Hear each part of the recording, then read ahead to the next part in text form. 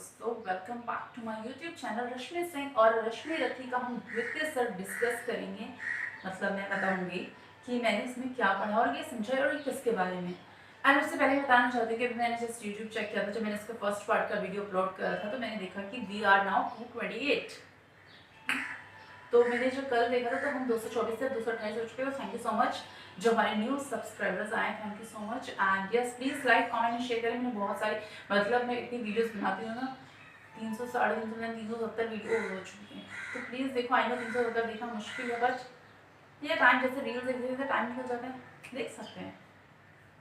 Okay तो चलिए द्वितीय सर्ग की शुरुआत करते हैं। तो हमें पता है कि रश्मि रथी इज अबाउट कर्ण। महाभारत में जो कर्ण एक बहुत इंपॉर्टेंट कैरेक्टर था, कर्ण के बारे में है। सूत पुत्र कर्ण, राधे कुंती पुत्र कर्ण के बारे में है। तो द्वितीय सर्ग में जब फर्स्ट सर्ग में ये होता है, फर्स्ट पार्ट में उन्होंने बताया कि किस तरीके से कर्ण अर्जुन को चैलेंज करता है और दुर्योधन होते हैं, माय बैड, दुर्योधन जो है वो कर्ण को अंग देश का राजा बना देते हैं कि वो भी राजा हो गया, वो भी हमारे बराबर है, तो he can have a challenge, he can have a battle with Arjun. अब वहाँ पे चैलेंज हो चुका है और क्योंकि ऑलरेडी जो कर्ण है वो उसको पता है कि उसको अर्जुन को किसी तरीके से हराना है और अर्जुन हमेशा सीखने के लिए ज़्यादा एक्साइटेड रहता है। He is always eager to learn more और मोर, जहाँ से भी नॉलेज मिल जाए। तो वो बहुत बड़े गुरु के पास जाता है सीखने के लिए और वो गुरु है परशुराम जी। परशुराम जी जिन्हें बहुत ज़्यादा गुस्सा आता था, इतने गुस्से में जब आता था, क्रोध में इतना ज़्यादा मगरूर हो जाते थे या गुम हो जाते थे कि उन्हें पता नहीं चलता था वो किस किस का संहार कर रहे हैं। लाइक परशुराम के पास एक था ना परसा करके, जो हथियार जिससे वो मारते थे, उनको देवताओं भी उनसे डरते थे। उन्होंने एक प्रतिज्ञा ली थी कि इस धरती से क्षत्रिय वंश का खात्मा कर देना है। मतलब Parshuram was so powerful. Ramayan में भी उनका एक वर्णन है ना, जब राम जी एक धनुष तोड़ते हैं, जिसकी धनुष तोड़ के सीता जी से शादी करते हैं, तो जैसे ही वो धनुष तोड़ता है, शिव धनुष होता है, और उसकी जो टंकार होती है प्रत्यंजन जब वो चढ़ाते हैं, जो आसमान में पूरी प्रकृति को पता चल जाता है कि समथिंग बिग हैज हैपेंड, तो परशुराम आते हैं क्रोध में। तब वो सवाल करते हैं कि कौन किसने तोड़ा। तब लक्ष्मण से भी उनकी बहस हो जाती है, क्योंकि लक्ष्मण भी थोड़ा बोलने में चतुर चालाक होते हैं, है ना, वो बातों को रोकते नहीं है, वो बोल देते हैं। थोड़े से चंट होते हैं, थोड़े से क्या बोलते हैं, नॉटी होते हैं। राम को सहज शीलता के साथ समझाते हैं, अपनी बात करते हैं, फिर वो मान जाते हैं। तो वही परशुराम का यहाँ पे महाभारत में भी जिक्र है कि जो कर्ण है वो अपनी आगे की शिक्षा के लिए, उनसे कुछ शास्त्र शस्त्रास्त्र कुछ होते हैं, उनकी शिक्षा के लिए परशुराम के पास गया। परशुराम सिर्फ ब्राह्मण को ही सिखाते थे। तो वो कर्ण जो है वो अपनी सच्चाई छुपाते हैं उनसे, वो नहीं बताते कि वो सूत पुत्र है, नीच जाति के, क्योंकि एक थोड़ा हायरार्की लेवल था कि भाई एक परशुराम इतने बड़े गुरु थे, तो वो सिर्फ गुरु वो जो होते हैं ब्राह्मण जाति उन्हीं को सिखाएंगे, वो ना क्षत्रिय को सिखाएंगे, वो क्षत्रिय से उनकी दुश्मन थी और किसी नीच जाति का तो सवाल नहीं होता था। तो क्योंकि कर्ण को शिक्षा ग्रहण करती है, शिक्षा इंपॉर्टेंट होती है, जहाँ से भी ज्ञान मिले उसे स्वीकार करो, तो वो उनसे झूठ बोलते हैं और अपना अपना जो परिचय है वो एक ब्राह्मण के रूप में करवाते हैं और उनसे शिक्षा ग्रहण करते हैं। तो इसमें एक इंसिडेंट है कि एक गार्डन है, एक बगीचा, उद्यान, उपवन जो बोलते हैं, वहाँ पे परशुराम जी आराम कर रहे हैं, कर्ण के जंघा पे अपनी सर गोदी में रखकर आराम कर रहे हैं।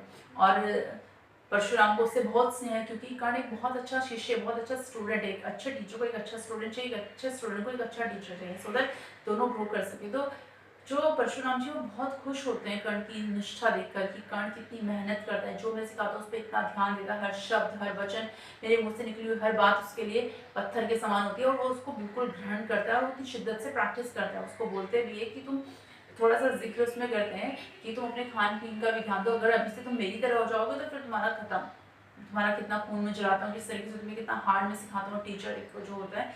तो अब ये जो इंसिडेंट है उसमें बोलते हैं, और उसमें मैंने बहुत अच्छी बात कही थी, तो मुझे वो भी लग रहा था कि जो जीवन का चतुर्थ आएगा तब तपस्या कर लेना। अभी जो जीवन के तुम्हारे बोलते हैं ना जीने के 4 दिन, तो जो अंतिम चतुर्थ दिन होता है वो हमारा बुढ़ापा होता है, तो वो उसमें बोलते हैं तब तुम तपस्या कर लेना, अभी तुम्हारा काम है कर्म करना, कर्म करो, खाओ पियो ऐश करो, जितना सीख सकते हो सीखो, ये करो। जब तक तपस्या है वो अपने चतुर्थ पाठ के लिए, अपने जीवन के चौथे दिन के लिए संभाल के रखो।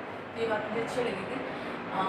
तो उन्होंने तब वो हाँ इंसिडेंट के ऊपर आते, रियल इंसिडेंट जो है द्वितीय सर्ग में, तो उसमें परशुराम जी आराम कर रहे हैं कर्ण की गोदी में, सर के सोए हुए हैं, और कर्ण भी बहुत ध्यान से उनको हवा कर रहे हैं, ध्यान दे रहे हैं कि कहीं उनके आसपास कोई चीटी वीटी कुछ ना आ जाए, क्योंकि भाई एसी रूम में तो बैठे नहीं है, they are in the garden. तो वो बहुत ध्यान दे रहे थे। अभी वहाँ पे एक कीड़ा आता है और वो धीरे धीरे कर्ण के ऊपर चढ़ता रहता है। अब कर्ण बहुत निष्ठावान शिष्य हैं, वो नहीं चाहते, वो एक हरकत भी नहीं करते कि कहीं मेरे से गुरु की जो नींद ना खुल जाए, कि इतनी मुश्किल से तो गुरु सोने बैठे हैं, कहीं उनकी नींद खुल जाएगी तो फिर बड़ा दुख होगा मुझे। तो वो चुपचाप, वो कीड़ा सोचो आप, एक ऐसे छोटे छोटे आपकी बॉडी में ऐसे आते आते हैं, उनके पेट के पास आता है, और वहाँ पे वो कीड़ा जो होता है खाना शुरू कर देता है, काटना शुरू कर देता है। और कर्ण चुपचाप उसको दर्द को सहते रहते हैं, सहते रहते हैं, सहते रहते हैं। जब उसमें से खून निकलने लग जाता है, और जब खून निकलते बहते बहते गुरु के पास पहुँचता है, तब उनकी नींद तुरंत खुल जाती। तब गुरु बोलते ये क्या है, तूने ऐसा क्यों करा, मेरे को जगा देता, ये कर तू।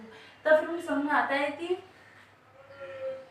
ब्राह्मण तो इतनी देर तक दर्द बर्दाश्त नहीं कर सकता। ब्राह्मण जो होते हैं वो शॉर्ट टेम्पर होते हैं, क्योंकि हम लोगों ने इतनी कहानियां सुनी है कि वो इतनी जल्दी जल्दी श्राप दे देते थे। क्यों देते थे? क्योंकि उनको छोटी सी बात भी अखर जाती थी, तो they are very short temper. तो तब परशुराम का दिमाग ठनकता है कि तूने मुझसे झूठ बोला कर्ण, तू ब्राह्मण हो ही नहीं सकता, कि ब्राह्मणों में इतनी सहनशीलता होती ही नहीं है। ये तो केवल क्षत्रिय ही कर सकता है कि वो दर्द को सहना, क्योंकि क्षत्रिय में वो ताकत होती है। तो तू जरूर मुझसे झूठ बोल रहा है।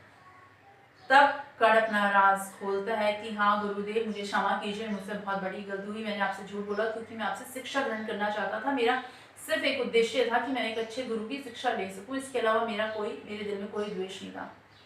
पर परशुराम जो अपने वचन के पक्के थे, क्योंकि उनका ये था कि वो किससे सिर्फ ब्राह्मण को सिखाएंगे, नीच जाति का सवाल नहीं होता, और क्षत्रिय को तो क्षत्रिय तो उनकी लिस्ट में ब्लैक लिस्ट है।